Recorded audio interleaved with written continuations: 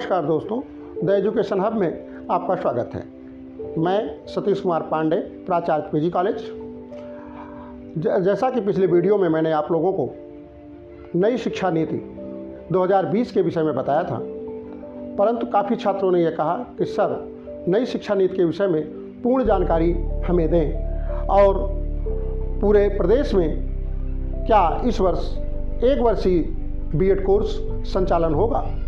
इन सब प्रश्नों का उत्तर मैं आज इस वीडियो के माध्यम से देना चाहता हूं। इसके लिए आप यदि हमारे चैनल पर नए हों तो इसको सब्सक्राइब कीजिए, लाइक कीजिए और शेयर कीजिए। अब हम आपको बताना चाहेंगे कि नई शिक्षा नीति 2020 जो कस्तूरी रंजन के अध्यक्षता में बनाई गई, उन्होंने नई शिक्षा नीति में स्टेप बाय स्टेप परिवर्तन किया। एक बात मैं यहाँ पर आप लोगों को बताना चाहूँगा कि 2030 के बाद नई शिक्षा नीति के तहत जो छात्र बीएड किए रहेंगे, यानी इंटीग्रेटेड कोर्स के अंतर्गत जो बीएड होंगे, वही लोग शिक्षक बन सकेंगे। साथ ही साथ अब हम चर्चा करते हैं कि पुरानी शिक्षा नीति और नई शिक्षा नीति में किस तरह से अंतर हुआ, जो काफ़ी दिन बाद इसमें परिवर्तन किया गया।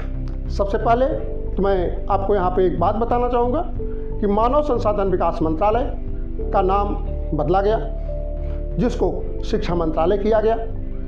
इसके बाद दूसरा जो महत्वपूर्ण परिवर्तन हुआ कि सब पहले की जो शिक्षा व्यवस्था थी उसमें छात्र बेरोजगार बहुत अधिक होते थे। इस नई शिक्षा नीति में सरकार ने ऐसी व्यवस्था दी है कि बेरोजगार छात्र न हो, इसके लिए शिक्षा व्यवस्था में ही इस तरह की व्यवस्था की जाए कि जिससे कि छात्र स्वरोजगार उत्पन्न कर सकें और देश का हाथ मजबूत करें। इसके लिए जो पूर्व में शिक्षा व्यवस्था थी कि 5 वर्ष की अवस्था में छात्रों का स्कूली शिक्षा में प्रवेश होता था, अब 3 वर्ष की अवस्था में उन छात्रों का प्रवेश होगा, यानी प्री प्राइमरी कक्षा 5 के पहले या 1 और 2 तक 5 वर्ष की शिक्षा दी जाएगी, जिसमें आपको मातृभाषा में की शिक्षा होगी या लोकल लैंग्वेजेस जो भी होंगे। इसके बाद यहाँ पर एक बात मैं स्पष्ट करना चाहता हूँ कि कक्षा 3, 5, 8 और 12 की परीक्षाएं होंगी, यानी प्रथम 5 वर्ष के बाद जब आप कक्षा 3 में पहुँचेंगे तब आपकी परीक्षा होगी। इसके बाद 3 वर्ष 3, 4, 5 में आपका 3 वर्ष की के बाद परीक्षा होगी। इसके बाद कक्षा 6 में जब आप जाएंगे तो यहाँ पर अमूलभूत परिवर्तन किया गया है शिक्षा व्यवस्था में। यहाँ पर हम छात्रों को व्यावसायिक शिक्षा के साथ साथ ट्रेडिशनल एजुकेशन देंगे। यहाँ पर छात्र को प्रोफेशनल एजुकेशन दिया जाएगा। इसके बाद कक्षा 8 में जब पास करेंगे तो 9, 10, 11, 12 4 साल की आपकी शिक्षा व्यवस्था होगी।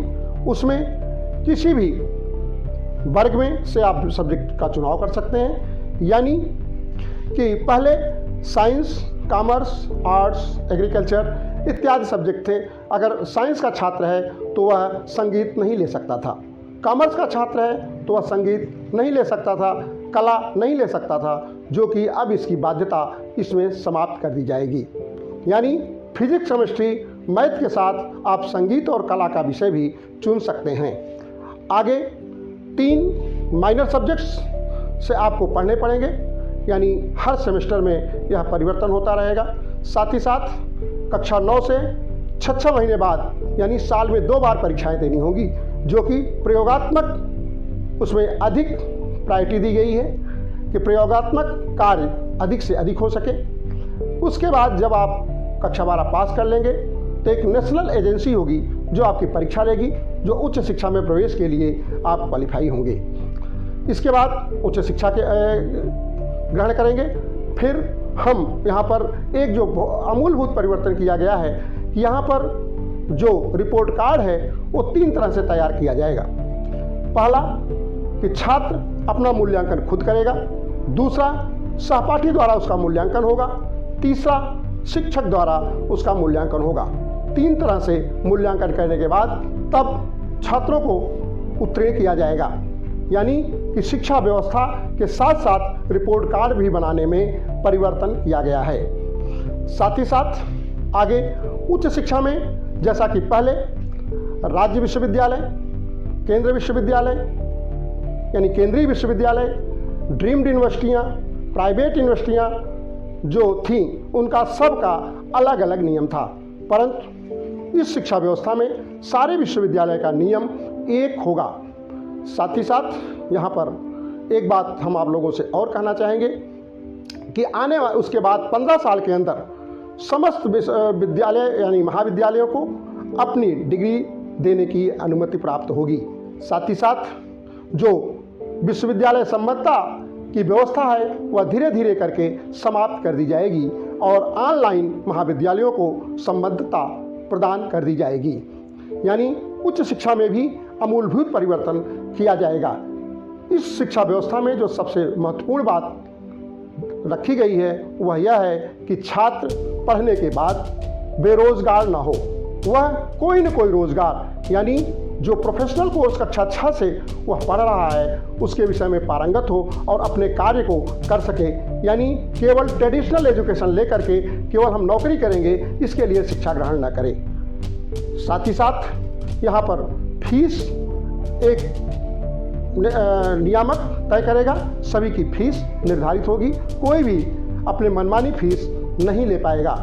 यानी कि अगर हम देखें तो माइनर जो विषय हैं उसमें बागवानी, मधुमक्खी पालन, फूड प्रोसेसिंग आदि जो बहुत से ऐसे सब्जेक्ट्स हैं जिसको कि इसके अंतर्गत रखा गया है, जिससे कि हम अपना जीविकोपार्जन आसानी से कर सकें और पढ़ने के बाद हम बेरोजगारी के रास्ते पर न चलें कि हम अभिभावकों के ऊपर बोझ बने रहें। इससे पूर्व भी राजीव गांधी जो हमारे पूर्व प्रधानमंत्री थे उन्होंने कंप्यूटर शिक्षा ला करके भी इस तरह की व्यवस्था लागू किया था। साथ ही साथ इंटरमीडिएट में व्यावसायिक शिक्षा उसी समय आया जिससे कि छात्र पढ़ने के बाद अपने व्यवसाय यानी ट्रेड कोर्स के अंतर्गत ट्रेनिंग लेकर के अपना व्यवसाय शुरू कर सकें, परंतु वह पूरी तरह से असफल रहा। नई शिक्षा नीति में जो वर्तमान सरकार है वह काफ़ी व्यवस्थित तरीके से यह शिक्षा व्यवस्था लागू की है। हमें विश्वास है कि पूरा देश इससे लाभान्वित होगा। इसी के साथ मैं यह वीडियो यहाँ पर समाप्त करता हूँ। अगले वीडियो में फिर मिलेंगे। धन्यवाद।